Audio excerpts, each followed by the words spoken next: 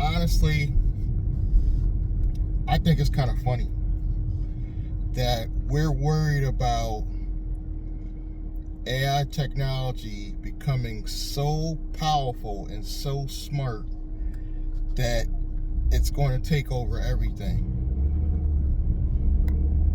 Honestly, that's something that is, to me, just really funny, because for the technology to be that powerful, and I know what people are thinking. They're thinking I, Robot, the movie with Will Smith, where the AI actually controls the robots and they're able to take over. That movie was meant to be hundreds of years in the future. Hundreds. So even if it was even possible for the AI to be that smart, we'd all be long dead. I think we need to focus on what the AI is truly meant for, which is to help us build a business. Period. That's all we should be concerned about. Can these AI tools help me build a business? That's the future 10 to 30 years. Now, I do believe there's some level of security we need to worry about, because there is going to be scamming. There's definitely going to be scamming. But AI to me is like the cryptocurrency of today. I just started dabbling with cryptocurrency, I would say like 2017, so kind of late.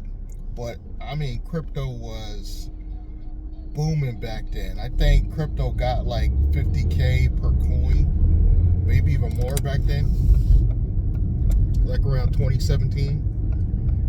And there were so many scams. There was these lending platforms. All were scams. I'm not gonna lie, I fell for a couple of them. Every single one was a scam. Every one. But yet they were all thriving and they were all making money. So I understand the level of safety, because AI can make music now. AI can also steal music. AI can steal voices. So there is going to be some level of scamming and corruption. Therefore, there will be a need for security. There will be. But the average person like me, that's not my main concern.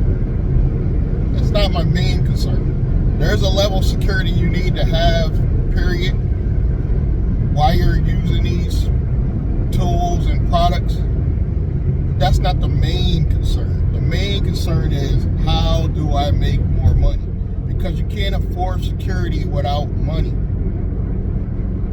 The more money you make, the more security you can put into play. It's really just that simple. We're trying to make it more complicated than what it is. It's really, we need to focus on how much money can I make using these AI tools. And I used to believe that you needed a lot of traffic. Like a lot. I thought you'd had to have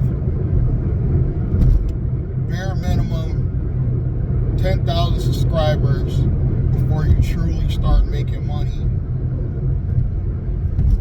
on, say, YouTube. Nope. TikTok has made it easy now. TikTok, if you want to just spend a little bit of money, you'll get all the views you want. Now, will there be truly engaged views like on YouTube? I don't really think so, but you will get views. I believe the goal should be to use AI technology to leverage as much content as you can on all social media platforms. And I do believe you need to narrow down on mainly one topic, even though I'm dabbling with probably two. I mainly deal with business and transportation, rideshare. But probably going to eventually narrow down those two to where it's really about business, because even the transportation stuff is business.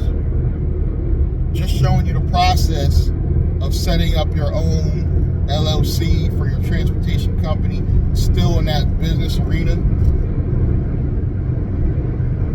Showing you what bank account to use, showing you how to use AI to leverage content to send you business locally. Keyword locally, because if I'm going to start my own transportation company, I need to localize my advertising. So I might need to narrow down my transportation channel to mainly Connecticut.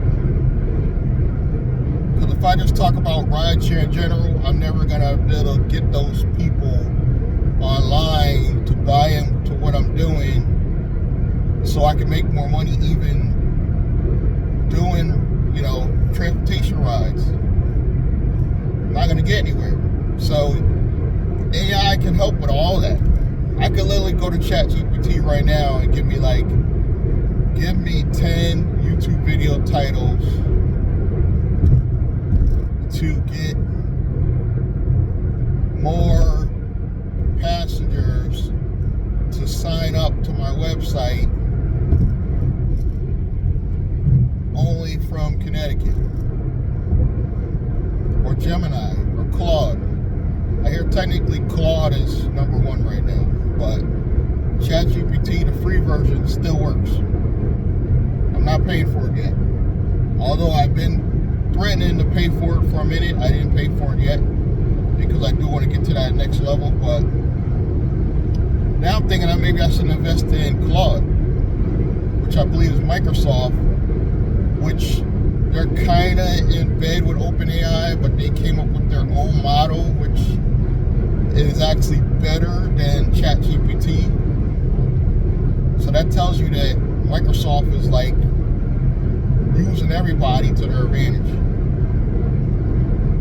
That's how you got to do this content creation. You got to I'm using other people's content. It's no secret. You guys see it on the channels. I'm using AI for that. I'm eventually use AI to clone my own voice, because I don't even like using my own voice on I don't like using other people's voices on my rideshare channel. So I want to clone my voice, so when I do a video, say from Pick3 or something like that, now I can embed my own voice. So it'll see it's me narrating the video, as opposed to an English accent guy that I've been using. I love these AI tools. I am not worried about AI taking over the world, like Terminator 2 type stuff. I like sci-fi. And do I believe that machines will be that powerful one day? Yes. I'll be long gone. I'll be long gone. My grandchildren will be long gone. My grandchildren's grandchildren will be long gone, if they even have the ability to do what they've been doing in these movies. You guys need to relax.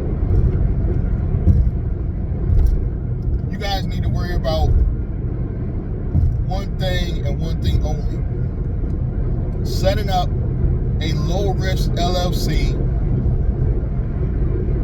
a low-risk NAICS code, which now my favorite is software publisher. And you want to have that, your code to be the same across all accounts. And that's where I messed up. And that's where a lot of people mess up when they use like business services or the management one that I've said in the past. The management one is good for a holding company, but when you go to the bank, they still want to know what you do. You can't just say I manage stuff. It's not a category. Software publisher is a category, I believe, in pretty much every bank. So literally all you gotta do is be like software publisher, hand them a piece of paper with your code and everything. So so they understand that it's real. Get a business license, even if you don't need one. There is filing companies that will give you a business license, even if you don't need one. Now, why do I say get one? Because there's certain companies, particularly on the Dun & Bradstreet end, that will give you corporate credit just because you have a license. So a software publisher doesn't need a license. I say get one anyway. So when you go to your bank, you literally be like, show them this. They don't know that Connecticut doesn't make you get one. Show them that. They're like, yeah, this is my business license, software publisher. Get one anyway. For honestly, I wouldn't be surprised if Connecticut makes everybody get a license because they're so money hungry right now, but that's a whole nother story. Start your first LLC in your state. That was where I made a mistake too. I should have set up, listen to the ED and Cole, I set up in another state, and it wasn't, there's no anonymity needed when you're starting out. That's where I made the mistake. You don't need a holding company with anonymity in the beginning. Nobody cares. You didn't make no money. I think that comes into play where you need at least one business that has anonymity, but after you made a lot of money. That's when I think that comes into play. And you could even use it doesn't have to be a LLC that your holding company is. It could be a property trust. Could be used also for a holding company that's owned by your living trust. I think it's overkill. I think when I used to listen to Glendon, he was right. It's overkill to worry about anonymity in the beginning. Set up your main company that you're starting out with, and it can be a holding company later.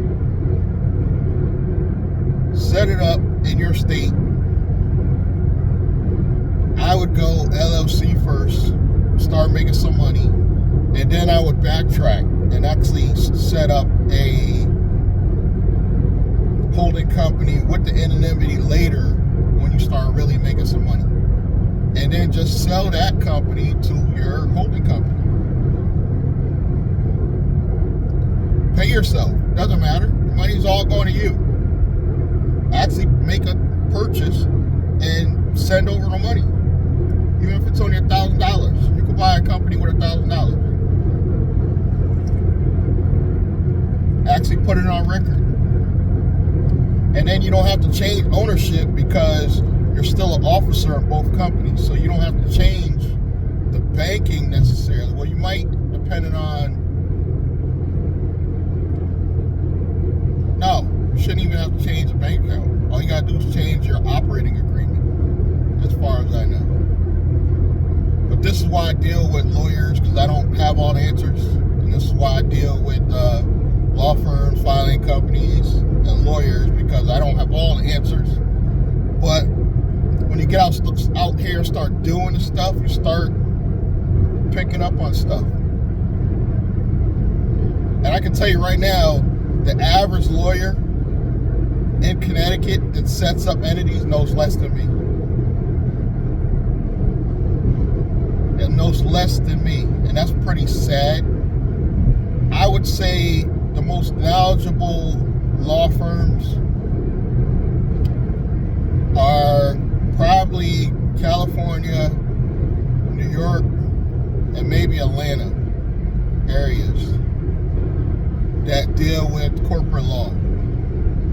The average lawyer in Connecticut, if you were walking his office, he would not know what you're talking about if you even said, set me up a holding company with 2 operating companies underneath it.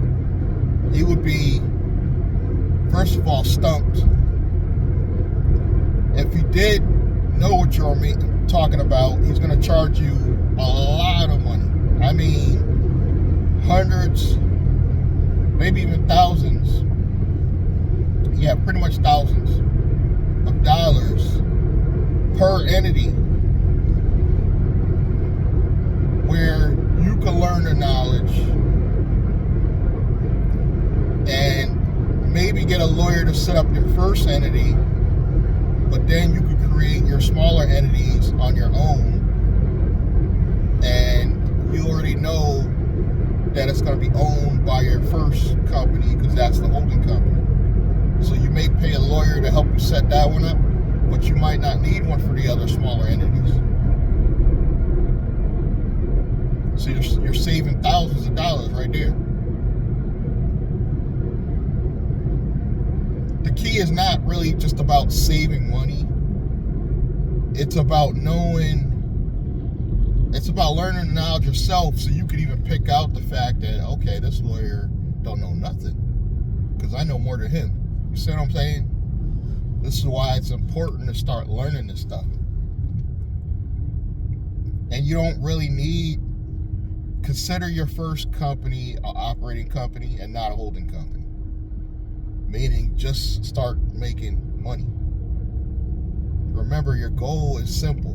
Make $4 to $5 grand a month in that first company so you could qualify for some products that can help grow your company.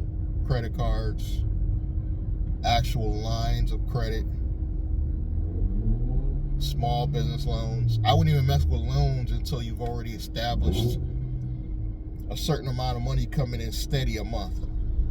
I would do like lines of credit and business cards because they're going to be the easiest to get, even if you got to guarantee them. Even if you need one of your partners to have good credit, you know, to qualify you to get 20 to 50K out the gate, even if it's your wife. Wow, that was like, they have a red Dodge Charger as a state trooper. Nobody would have never saw that coming. Oh, it's a major accident, guys. Wow. Let me get out of the way because this one looks bad, guys. Wow. Yeah, this one was pretty damn bad. 3-car accident. I wanted to show you guys, but I want to get this point across. But that one was a bad one. Wow. Literally 3 cars. And I think it was caused by a truck driver.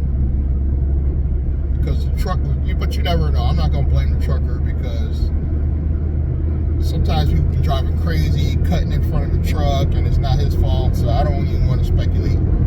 But that was a big one. Wow. Lost my whole chain of thought. But that, back to what I was saying, that, and you got to remember too that none of us are special.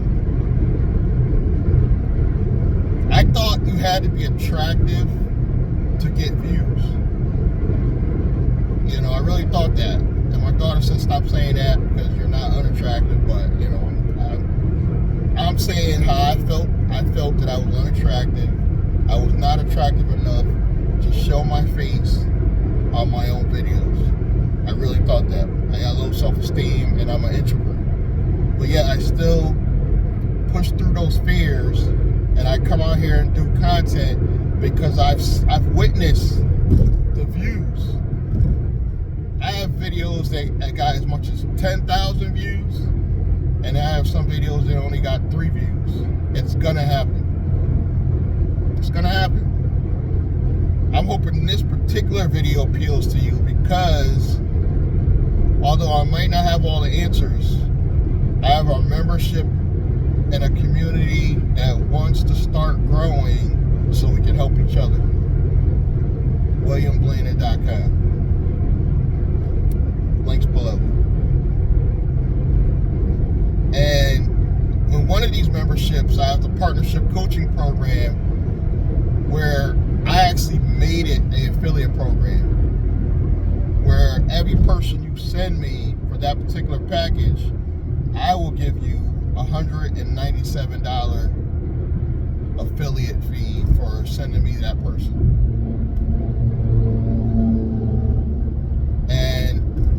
something I've never done. I've never done that much. And the reason why I'm doing that much, because I'm that confident that I can help people do the right legal structure, at least, where I'm not physically setting up your business. I don't want you to think that. You're still going to deal with a lawyer or law firm, but I'm giving you the tips and the strategies that even the law firm's not going to tell you. He's just going to simply, what kind of LLC are you going to do? He's going to make it real generic. What kind of business are you in? Do you have knowledge in that business? He's going to make you feel stupid. You have to go in with confidence, knowing what you want to do, how you want to say it. Why are you trying to set up a low-risk online business in the first place? What are you going to sell? And the beauty is, even if you set this entity up and it's a low-risk entity, you can still do other things. You can still do gig economy.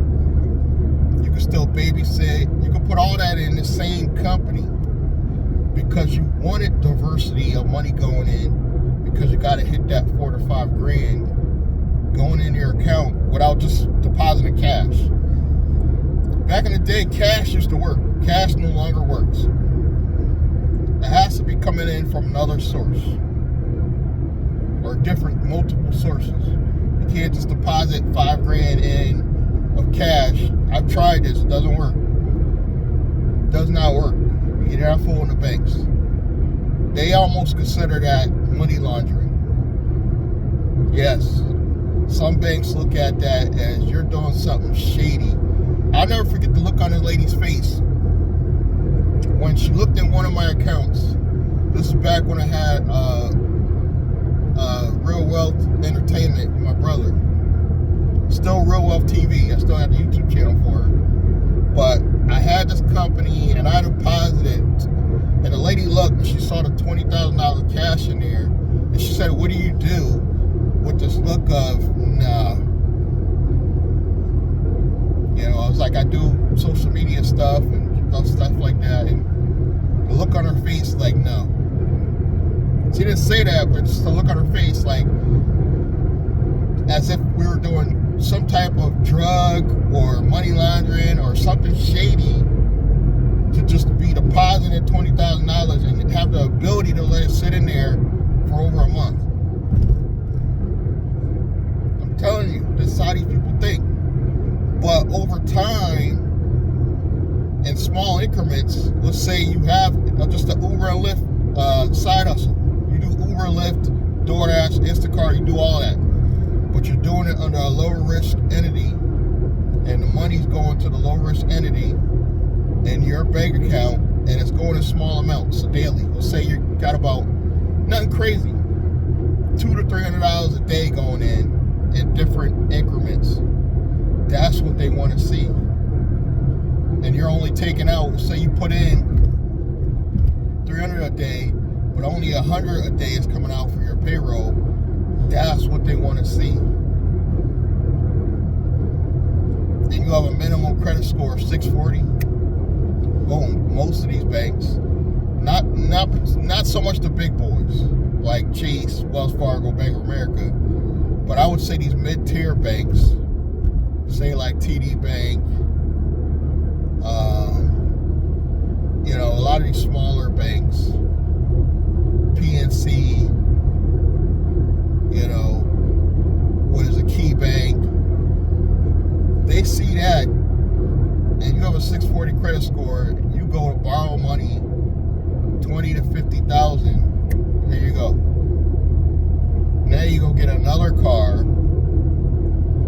you hire a driver, and now you don't sit on your ass, but you don't drive 12 hours a day, say you only drive 6.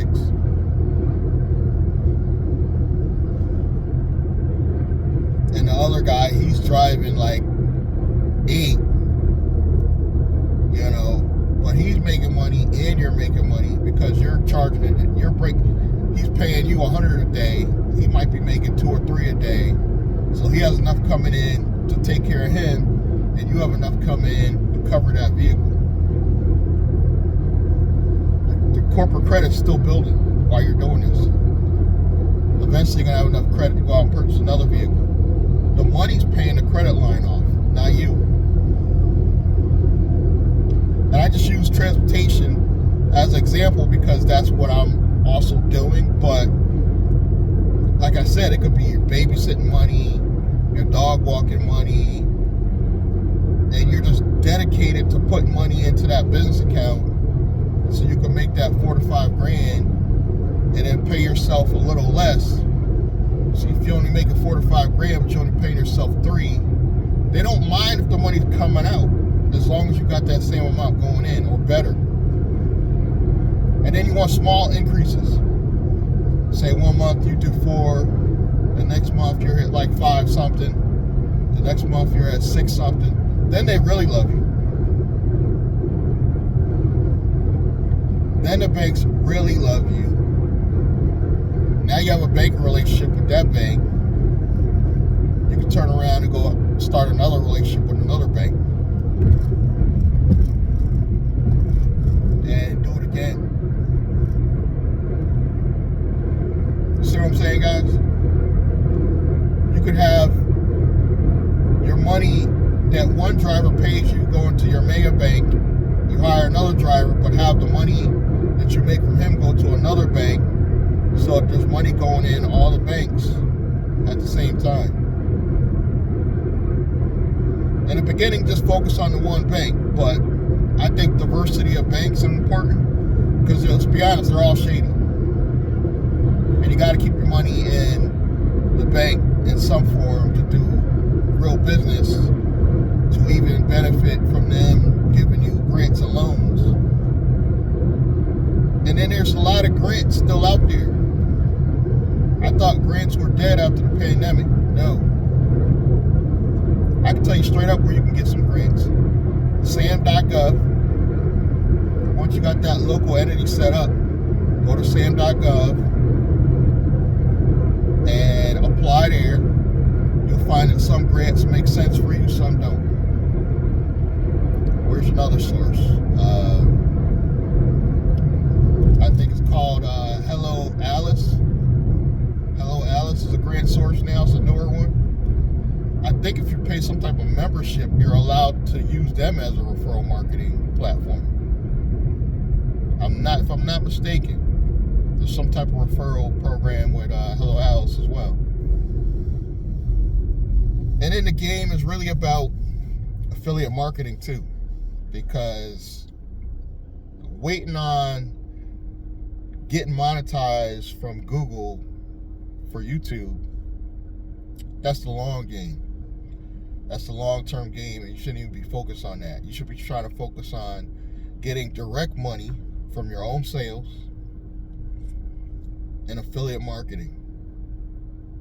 You know, direct affiliate marketing where you're actually using the products, so you already have insight where you could be like confidently say, okay, this product works. And I could confidently say that with so far all the AI tools I currently promote, they all work.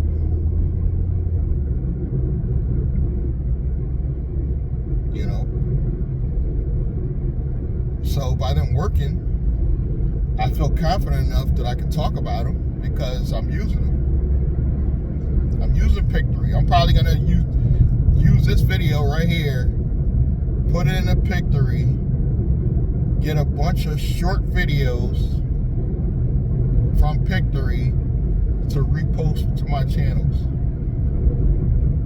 That's why I love Pictory, because it gives you the titles, it gives you the wording across the screen, and I'm going to start doing my own TikTok videos of myself because I've been using other people's content for a while, but I'm going to redirect that energy, start doing some longer form TikToks, meaning longer than a minute, of myself, and put them on TikTok. And I don't necessarily think none of them are going to go viral, but if I get 100 to 1,000 views on TikTok, maybe one of them will be like, let me go check out this guy's YouTube channel. BLANDRAKE on YouTube. You spell it BLANDRAKE.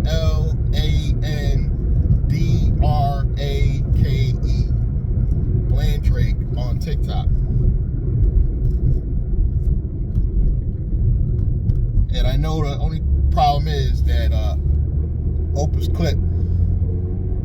it has a habit of spelling some things wrong. Like it spells BLANDRAKE a different way, but I just go in and recorrect it, and the spelling will come across the screen spelled correctly. So Opus Clips I'm using, Pick3 AI I'm using. I'm using payhip.com instead of Patreon because it gives you a little bit more versatility to make it feel like it's your own site. I don't like Patreon just because it feels like it's owned by Patreon. So when people come there, they know it's Patreon. It's not branded to you. I don't like that. So I'm using Payhip, and that's another affiliate marketing product. So if I literally train you to use Payhip the way I'm using it, and you upgrade, now I make a little bit of money. But if you stay on the free version, I'm still happy because you guys are saving along the journey. You know, you can't pay for everything in the beginning. Let's keep it real. But I'm at my daughter's little complex. I'm going to see you guys next time.